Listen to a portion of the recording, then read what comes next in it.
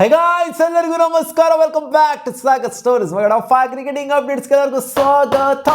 ಮೊದಲನೇ ಅಪ್ಡೇಟ್ಗೆ ಹೋಗೋಣ. ಪಟ್ಟ ನನಗೆ ಕಳ್ಳ ತಗ್ಲಾಕೊಂಡ್ಬಿಟ್ರು ಗ್ರೋ. ಹೌದು, ಕಳ್ಳ ತಗ್ಲಾಕೊಂಡ. ಯಾರು ಅಂತ ಕೇಳಿದ್ರೆ ಕ್ಯಾಮ್ರೋನ್ ಗ್ರೀನು ಮಾಮ್.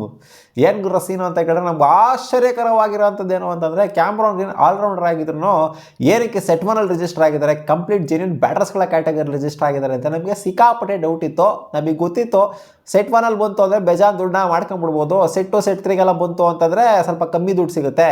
ಸೆಟ್ 1ಗೆ ಕಂಪೇರ್ ಮಾಡ್ತು ಅಂತಂದರೆ ಆಪ್ಷನಲ್ಲಿ ಫಸ್ಟ್ ಬರೋರ್ಗೆ ವ್ಯಾಲ್ಯೂ ಜಾಸ್ತಿ, ಸೆಕೆಂಡ್ ಬರೋರಿಗೆ ಸ್ವಲ್ಪ ಕಮ್ಮಿ ಸಿಗ್ಬೋದು. ಸೊ ಈ ಥರ ನಾವು ನೋಡ್ಕೊಂಡು ಬಂದಿರೋದು ಅದೇ ಥರನೇ ಆಗುತ್ತೆ. ಒಟ್ಟಲ್ಲಿ ಕ್ಯಾಮ್ರೋನಿಗೆ ಡಿಮ್ಯಾಂಡ್ ಇದೆ ಅಂತ ನಮಗೆ ಚೆನ್ನಾಗಿ ಗೊತ್ತಿತ್ತು. ಸೊ ಡಿಮ್ಯಾಂಡ್ ಇದ್ದೇ ಇರುತ್ತೆ, ಅದು ಎಲ್ಗೂ ಹೋಗೋದಿಲ್ಲ. ಬಟ್ ಜಾಸ್ತಿ ಅಮೌಂಟ್ ಏರ್ತಂಗೆ ಮೇಲ್ಗಡೆ ಫಸ್ಟ್ ಸೈಡಲ್ಲಿ ಬಂದಿತ್ತು ಅಂತಂದರೆ, ಸೊ ಸೀನ್ ಏನಾಗಿದೆ ಇಲ್ಲಿ ಅಂತಂದರೆ, ಅವ್ರು ಹೇಳಿದರೆ ನಾನು ಆಲ್ರೌಂಡಿಂಗ್ ಡಿಪಾರ್ಟ್ಮೆಂಟಲ್ಲಿ ರಿಜಿಸ್ಟರ್ ಆಗಬೇಕು ಅಂತ ಅನ್ಕೊಂಡಿದ್ದೆ. ನನ್ನ ಮ್ಯಾನೇಜರು ಅದನ್ನು ಮಿಸ್ ಮ್ಯಾಚ್ ಮಾಡಿಬಿಟ್ಟವ್ರೆ. ಅವರು ಬ್ಯಾಟರ್ಗೆ ಟಿಕ್ ಮಾಡಿಬಿಟ್ಟವ್ರೆ. ಅಲ್ಲಿ ನಾನು ಆಲ್ರೌಂಡರ್ಗೆ ಟಿಕ್ ಮಾಡು ಅಂತ ಹೇಳಿದೆ, ಅವರು ಬ್ಯಾಟರ್ಗೆ ಟಿಕ್ ಮಾಡಿಬಿಟ್ಟವ್ರೆ. ಸೊ ಇಲ್ಲಿ ಸ್ವಲ್ಪ ಮಿಸ್ ಮ್ಯಾಚ್ ಆಗಿದೆ ಅಷ್ಟೇ ಅಂತ ಹೇಳಿದ್ದಾರೆ.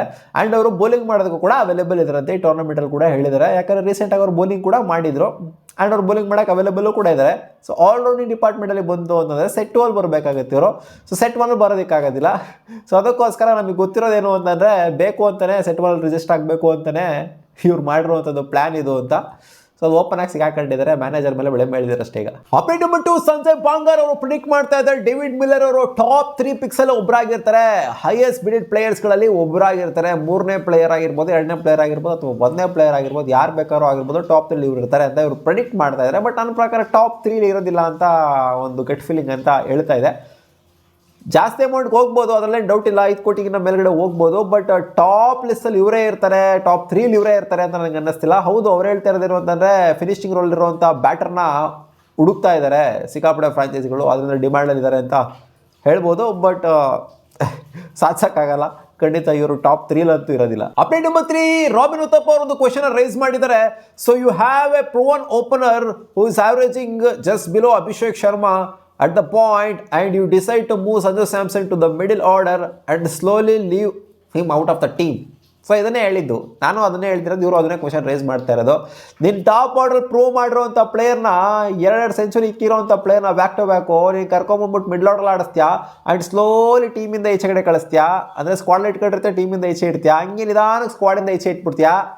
ಸೊ ಏನಕ್ಕೆ ಈ ಥರ ಆಗ್ತಾ ಇದೆ, ಏನಿದೇನು ಯಾರು ಜನಗಳೇನು ನೋಡ್ತಾ ಇಲ್ಲ ಅಂತ ಅನ್ಕೊಂಡ್ಬಿಟ್ಟಿದ್ರೆ, ಇದನ್ನು ಎಲ್ಲ ನೋಡ್ತಾ ಇದ್ದಾರೆ, ಎಲ್ಲರಿಗೂ ಅರ್ಥ ಆಗ್ತಾ ಇದೆ. ಇದು ಕ್ಲಿಯರು ಫೇವರಿಟಿಸಮ್ ಆಗ್ತಿದೆ ಅಂತ ರಾಬಿನ್ ಉತ್ತಪ್ಪ ಅವ್ರು ಕ್ವಶನ್ ರೈಸ್ ಮಾಡಿದ್ರೆ ಟೀಮ್ ಇಂಡಿಯಾಗೆ. ಇದು ಅವ್ರು ಮಾತ್ರ ಅಲ್ಲ, ಇಡೀ ಇಂಡಿಯಾನ ರೈಸ್ ಮಾಡಿದ್ರೆ. ಇನ್ಫ್ಯಾಕ್ಟ್ ಸಂಜು ಸ್ಯಾಮ್ಸನ್ ಆಗ್ತಿರೋಂಥ ಅನ್ಯಾಯನ ಎಲ್ಲರೂ ಕೇಳ್ತಾ ಇದ್ದಾರೆ. Update number 4, AB de Villiers ಅವರು ಒಂದು ಸಜೆಷನ್ ಕೊಟ್ಟಿದ್ರೆ, ಇದನ್ನು ತಗೊಂತಾರೋ ಬಿಡ್ತಾರೋ ಗೊತ್ತಿಲ್ಲ.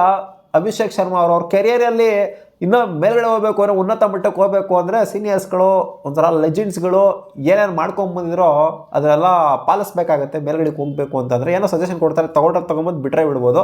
ಅವ್ರು ಹೇಳ್ತಾರೆ ಅಭಿಷೇಕ್ ಶರ್ಮಾಗೆ, ಅಲ್ಲ ಗುರು ನೀನು ಒಂದೊಂದು ಬಾಲು ಪ್ರತಿಯೊಂದು ಬಾಲು 6 ಹೊಡೆಯೋಕೆ ನೋಡ್ತಿರ್ತಿಯಲ್ಲ, ನೀನು ಪ್ರತಿಯೊಂದು ಬಾಲು ಟಾಪ್ ಗೇರಲ್ಲೇ 5th gear straight away 5th ಗೇರಲ್ಲಿ ಆಡೋಕ್ಕೆ ಸ್ಟಾರ್ಟ್ ಮಾಡ್ತೀಯಲ್ಲ, ಏನಿದು ಏನೋ ಅರ್ಥ ಆಗ್ತಿಲ್ವಲ್ಲ ನಮಗಿದು ಕೇಸು.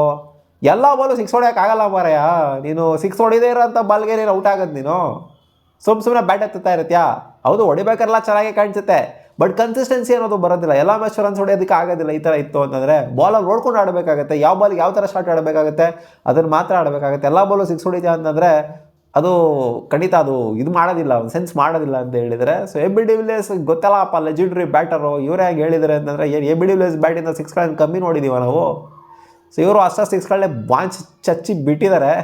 ಸೊ ಇವರೇ ಹೇಳ್ತಾ ಇದ್ದಾರೆ ನೋಡ್ಕೊಂಡು ಆಡಬೇಕಾಗತ್ತೆ, ಎಲ್ಲ ಟೈಮು ಒಂದೇ ಥರ ಇರಲ್ಲ ಅಂತ. Update number 5, AB de Villiers ಅವರು ಶುಭ್ಮನ್ ಗಿಲ್ ಬ್ಯಾಕ್ ಮಾಡಿದ್ದಾರೆ. ಈ ಶುಭ್ಮನ್ ಗಿಲ್ 2 ಮ್ಯಾಚ್ ಹಿಂಗೆ ಆಡಿರ್ಬೋದು, ನೋಡ್ತೀರಾ ನಚ್ಚಿ ಬಂದ್ಬಿಟ್ಟು ಹೆಂಗೆ ಕೊಡ್ತಾರೆ. ಬಿಗ್ ಮ್ಯಾಚಲ್ಲಿ ಬಿಗ್ ರನ್ಸ್ನ ಹೊಡೆಯುವಂಥ ಅಬಿಲಿಟಿ ಶುಭ್ಮನ್ ಗಿಲ್ಗಿದೆ.